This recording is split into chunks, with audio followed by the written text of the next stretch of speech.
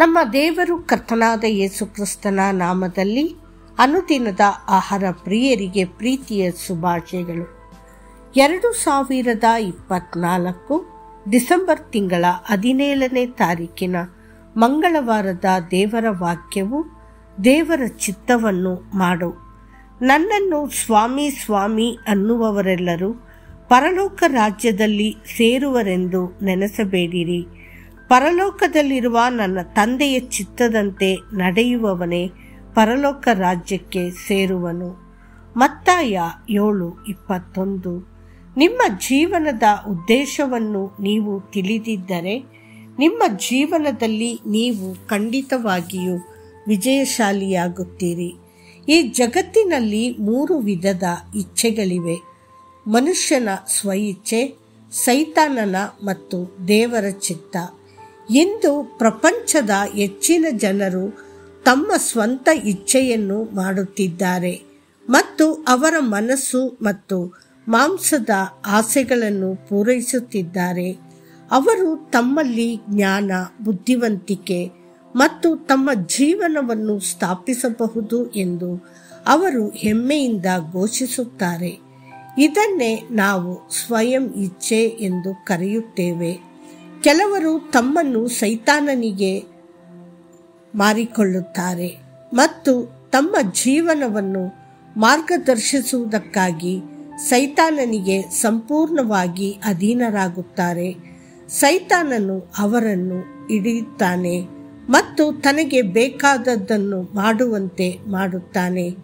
ಸಮಾಧಿಗಳ ನಡುವೆ ವಾಸವಾಗಿದ್ದ ಅಶುದ್ಧ ಶಕ್ತಿಗಳ ಸೈನ್ಯದಿಂದ ಹಿಡಿದ ಅಂತಹ ವ್ಯಕ್ತಿಯ ಬಗ್ಗೆ ನಾವು ಸತ್ಯವೇದದಲ್ಲಿ ಓದುತ್ತೇವೆ. ಅವನು ತನ್ನನ್ನು ತಾನೇ ನೋಯಿಸಿಕೊಳ್ಳುತ್ತಿದ್ದನು ಮತ್ತು ಅವನು ಅಶುದ್ಧಾತ್ಮಗಳಿಂದ ಬಳಲುತ್ತಿದ್ದರಿಂದ ಶೋಚನೀಯ ಸ್ಥಿತಿಯಲ್ಲಿದ್ದನು. ಆದರೆ ನೀವು ದೇವರ ಚಿತ್ತಕ್ಕೆ ಶರಣಾದಾಗ ಕರ್ತನು ನಿಮ್ಮನ್ನು ಅದ್ಭುತವಾದ ರೀತಿಯಲ್ಲಿ ನಡೆಸುತ್ತಾನೆ. ಆತನ ಮಾರ್ಗಗಳು ನಿಮ್ಮ ಮಾರ್ಗಗಳಿಗಿಂತ 1000 ಪಟ್ಟು ಹೆಚ್ಚು ಮತ್ತು ಉನ್ನತವಾಗಿವೆ.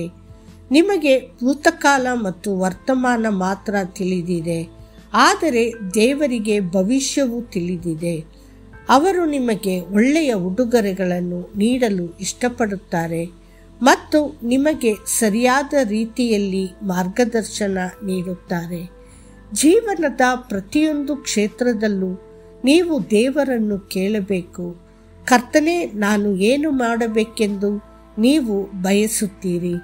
ನೀವು ಅವರ ಮಾತನ್ನು ಕೇಳಬೇಕು ಮತ್ತು ಅದರಂತೆ ವರ್ತಿಸಬೇಕು. ಸೌಲನೆಂದು ಕರೆಯಲ್ಪಡುವ ಪೌಲನನ್ನು ಕರ್ತನು ಹಿಡಿದಾಗ ಅವನು ತನ್ನ ಹೊಸ ಆಧ್ಯಾತ್ಮಿಕ ಜೀವನವನ್ನು ಈ ಪ್ರಶ್ನೆಯೊಂದಿಗೆ ಪ್ರಾರಂಭಿಸಿದನು: ಕರ್ತನೇ, ನಾನು ಏನು ಮಾಡಬೇಕೆಂದು ನೀವು ಬಯಸುತ್ತೀರಿ? ಅಪೊಸ್ತಲರ ಕೃತ್ಯಗಳು 9:6. ಮತ್ತು ಕರ್ತನು ಅವನ ಚಿತ್ತ ಮತ್ತು ಅವನ ಮಾರ್ಗಗಳ ಬಗ್ಗೆ ಅವನಿಗೆ ಸ್ಪಷ್ಟವಾಗಿ ಕಲಿಸಿದನು. ಸತ್ಯವೇದವು ಹೇಳುತ್ತದೆ, ಕರ್ತನ ಸಂತೋಷವು ಆತನ ಕೈಯಲ್ಲಿ ಸಮೃದ್ಧಿಯಾಗುವುದು. ಯೆಶಾಯ 53:10.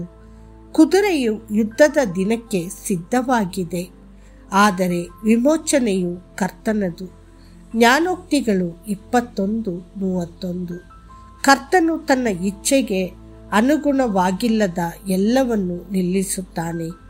ಕರ್ತನಾದ ಯೇಸು ಗೆತ್ಸೆಮನೆ ಉದ್ಯಾನದಲ್ಲಿ ಉತ್ಸಾಹದಿಂದ ಪ್ರಾರ್ಥಿಸಿದರು, ತಂದೆಯ ಚಿತ್ತವು ನೆರವೇರುತ್ತದೆ ಎಂದು ಅವನು ಸಹ ಪ್ರಾರ್ಥಿಸಿದನು. ಓ ನನ್ನ ತಂದೆಯೇ, ಸಾಧ್ಯವಾದರೆ ಈ ಪಾತ್ರೆ ನನ್ನಿಂದ ತೊಲಗಲಿ. ಆದಾಗ್ಯೂ ನಾನು ಬಯಸಿದಂತೆ ಅಲ್ಲ, ಆದರೆ ನೀವು ಬಯಸಿದಂತೆ. ಮತ್ತಾಯ 26:39. ಈ ಪ್ರಾರ್ಥನೆಗಳೊಂದಿಗೆ ಅವರು ಸಂಪೂರ್ಣವಾಗಿ ತಂದೆಯ ಚಿತ್ತಕ್ಕೆ ಶರಣಾದರು. ದೇವರ ಮಕ್ಕಳೇ, ಇಂದು ದೇವರ ಚಿತ್ತವನ್ನು ಮಾಡಲು ನಿಮ್ಮನ್ನು ಒಪ್ಪಿಸಿರಿ. ಕರ್ತನು ತನ್ನ ಅದ್ಭುತವಾದ ಮಾರ್ಗಗಳಲ್ಲಿ ನಿಮ್ಮನ್ನು ನಡೆಸಲು ಉತ್ಸಾಹವಾಗಿದ್ದಾನೆ. ಮತ್ತಷ್ಟು ಹೆಚ್ಚಿನ ಧ್ಯಾನಕ್ಕಾಗಿ ನಿನ್ನನ್ನು ಉಪದೇಶಿಸಿ ನಡೆಯಬೇಕಾದ ಮಾರ್ಗವನ್ನು ತಿಳಿಸುವೆನು. ನಿನ್ನನ್ನು ಕಟಾಕ್ಷಿಸಿ ಆಲೋಚನೆಯನ್ನು ಹೇಳುವೆನು. ಕೀರ್ತನೆಗಳು 32:8. ಕರ್ತನು ನಿಮ್ಮನ್ನು ಆಶೀರ್ವದಿಸಲಿ. ಆಮೇನ್.